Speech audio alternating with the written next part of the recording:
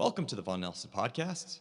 With me today is Adam Rich, Deputy CIO and Portfolio Manager here at Vaughan Nelson. Welcome, Adam. Nice to be here, Dan. Thanks for having me. Well, today we're going to do a new opening for a new podcast series that we've developed here at Vaughan Nelson. We describe it as Winners and Warnings. The Winners and Warnings series is for those who are unfamiliar with our capital allocation framework and capital allocation team. Is some of the work that is produced by that capital allocation team, where we dive into specific industries, detail them, put out a paper, roughly about once a quarter or so we're targeting, and we're going to turn those into podcasts here today.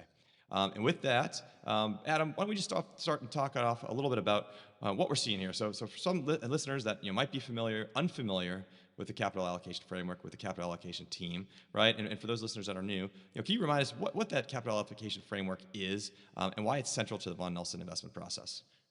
Yeah, we've been running the capital allocation framework at Vaughan Nelson for 25 years. And what it does is it helps us identify three key things. One, helps us find companies that are investing. Two, helps us identify companies that are not investing or can't invest. Those are companies with high debt, things like that. And three, helps us to avoid industries where there's too much capacity and returns are falling. And those three things are key to our process at Vaughan Nelson. And for some of our prior conversations, we've talked about bubbles that form, specifically when we see markets that are chasing growth instead of looking after returns. How does the capital allocation framework team, how do they help us avoid those types of traps? Yeah, over the past 25 years, we have avoided a lot of bubbles. And the way that we avoid them is by analyzing the investment trends of industries and the returns. And what a typical bubble looks like is you're seeing exponential growth in investment with return on invested capital falling. And that's because the market gets fixated on growth. And in order to meet growth targets, companies have to keep investing as ROIs fall. And eventually that pops. The thing about bubbles too that's important is they happen in both growth and value industries. Obviously the two big ones over the past 20 years is the tech bubble and also the housing bubble. And so it can happen in any industry, and you have to have a process to identify them. And now that we're talking about, you mentioned we've been doing this for 25 years, right? Nothing's really changed in our process here at Vaughan Nelson, but we do have a dedicated capital allocation team now. Can you talk about what their role is and what they are building? Yeah, this team has been a great addition to the Vaughan Nelson process. And the reality is most stocks don't matter, right? And you, in order to find the ones that do, you really have to have a global lens, and you have to be unconstrained on cap, and you have to be unconstrained on geography.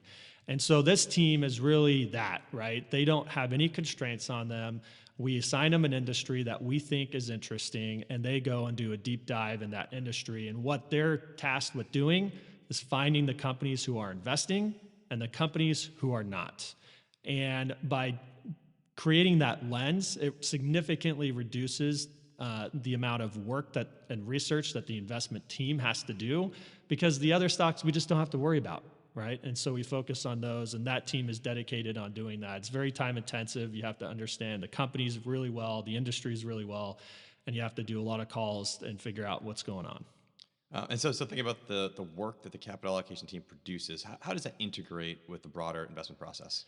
Yeah, so the teams are integrated across all the portfolio. The capital allocation team is integrated across all the portfolio management teams. Their research is very transparent. It's on collaboration tools so everyone can see.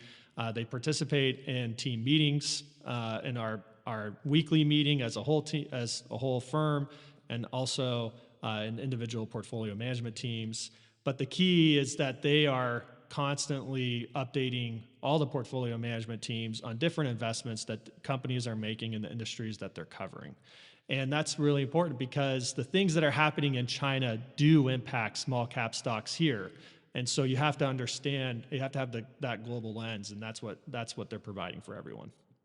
And now, as we think about the most recent paper that the Winners and Warnings series has produced, right? It's focused really on the AI, right? AI focused. So thinking about that, let's kind of start working through some of this paper and some of the concepts we said. So looking at the current environment, how did the capital allocation framework help us understand what's going on within the AI trade right now? Yeah, the capital allocation framework is fantastic when it comes to industries that are seeing exponential growth in investments. And this isn't the first time this has happened, right? If you look over the past 15 years, we had the big AI or the big iPhone cycle, and then we had a cloud cycle, and now we have an AI cycle. What's different about this cycle versus those previous two I just referenced is that the ROIs, the ROICs are actually lower right now. And that creates for an interesting setup. It obviously creates for a situation where we could be in a bubble, but it's still early, right? We're 18 months into this huge investment cycle. But what we're seeing right now from the Cloud 9, not the Max 7, it's now the Cloud 9, is that every time they report earnings, and while they are beating revenue marginally here and there, their CapEx numbers keep going up. And that's worrisome from our perspective because we're not seeing the return come from that. And so it does seem like they're pumping in more and more CapEx. Now, it's still early, but this is what the framework does really well. And we're tracking this constantly to see if the ROIs are improving. And if they are, then we're still really early on in this AI cycle. Yeah. And you're talking about early on, it certainly did or does feel like anyone who's attached to artificial intelligence in any way is, a quote, winner. Why does that stage eventually start to narrow? Yeah, great question. And this is really important because what happens at the very beginning of every cycle, whether it's cloud, iPhone, whatever, if you go back even further, what happens is there's shortages. And in order to meet the demand, everyone participates. Anyone who has capacity gets on. The first movers, what happens with them as they get on first is they get excess revenue that they can then reinvest. And there's three things that a company can do. It can reinvest in itself, it can go acquire another business, or it can buy back stock and return capital via dividends or and stock buybacks. But so right now we're in that capacity constrained world. Now, what's important is analyzing all those companies and what they're doing with their excess cash. Are they reinvesting to be able to improve for the next gen? Are they going to go buy a competitor and try to create a bundled solution to get more content on the AI cycle going forward? Or are they just buying back stock and dividends in order to support their shareholders? That's what we're really trying to analyze right now. And if you go back to the iPhone cycle, that at the very early stages, you could identify who was reinvesting and who was not. And so a few times when we discuss this, AI specifically, you do often draw parallels to the iPhone era. Why don't you just elaborate a little bit on that analogy, walk through it. What does it teach us about reinvestment? Yeah, so if you look over that whole cycle between 2007 to even now, the iPhone cycle, what's happened is at the very beginning, there were a lot of winners, and now there's only a few companies that have really won. So if you analyze that parallel, what you see is there's two types of companies. One were the ones who kept reinvesting to improve their products. As they got better products, they got more content, not just on the iPhone, maybe on the iPad and the laptops, and they kept reinvesting and kept getting more content. That was one way. The other way was companies going out and acquiring competitors, creating a bundled solution that was a cheaper product for Apple and better, and that was a way for them to get more content. Then there were a handful of companies who had their stock go up and they just bought back their stock and they fell behind. And the trade which was really broad, started to narrow pretty quickly to just a few winners. That same thing is happening, we think, now. We're still in the phase one of the AI trade, but we are seeing companies who are reinvesting and companies who are not, and it's going to get more narrow. And one of the key components here really is talking about reinvesting, right? We've talked, the paper covers this. It's one of the biggest, key tenets or pillars of the capital allocation framework. But one question for you is how do you differentiate between companies that are truly reinvesting, right? For the next decade or so, versus those who are just, looking at some short-term cash flow. Yeah, I think business schools and sell side, they all focus on the same thing, right? They look at expenses as a percent of revenue. How we look at expenses and investment levels is rate of change. So what we pick up early is companies who are seeing a rate of change acceleration in their investments, whether it's R&D, CapEx, or sales and marketing. We're picking up on those big accelerations. And what we like to see with a company who's reinvesting is when their revenue is accelerating, they have the same level of acceleration in their investment trends. And that is how you reinvest. Now, a lot of companies, they just want to expand their margins, and so they keep their investments low and show higher revenue with better margins. That's not reinvestment. And so we're really focused on finding those companies. And then another thing, it's really easy after you've made a lot of money to just buy back your stock because it supports your stock. We don't like to see that. And so we don't want significant increases in returns of capital. So those are the two things that we really track. Yeah, so it kind of sounds like a couple road bumps potentially. Let's talk about more specifically some red flags, right? So the capital allocation framework team, they're looking for specific things in a company. What would be a tell? Like what would highlight again kind of red flag that a company is milking the trade instead of building for the future? Yeah, so this is really important. This is what the framework does so well. It's when we're seeing companies accelerate investment, but the ROIs fall. That's a key one. Two, when we see acceleration in investment, we call the companies and we talk with them and we see what they're investing in. The really good companies tell us what they're investing in, how long it's going to take. They know all those details and what they're going after. The really bad companies, which is a red flag, they don't give us that information. They don't say what they're doing, and that's not good because it seems like they're doing a shotgun approach and just trying to do whatever. But the really good companies have a very disciplined strategy behind it. So those are the two key red flags we really try to monitor. Yeah. Any chance we can get into maybe a sample of a company that you've taken a look at that has really signaled strong reinvestment discipline? Yes. SK Hynix is a great example of a company who has reinvested significantly in this AI trade. And if you look at the memory market, you obviously have the big three in the Western world, and then you've got some emerging in China.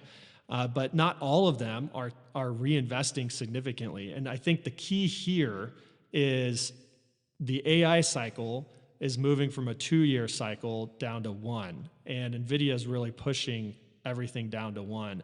In order to hit a 1-year cycle, which is not what the memory market was doing before, you really have to start accelerating. You have to spend R&D earlier, and you have to spend CapEx for your new products earlier. And so you can really see the companies who have ramped that up.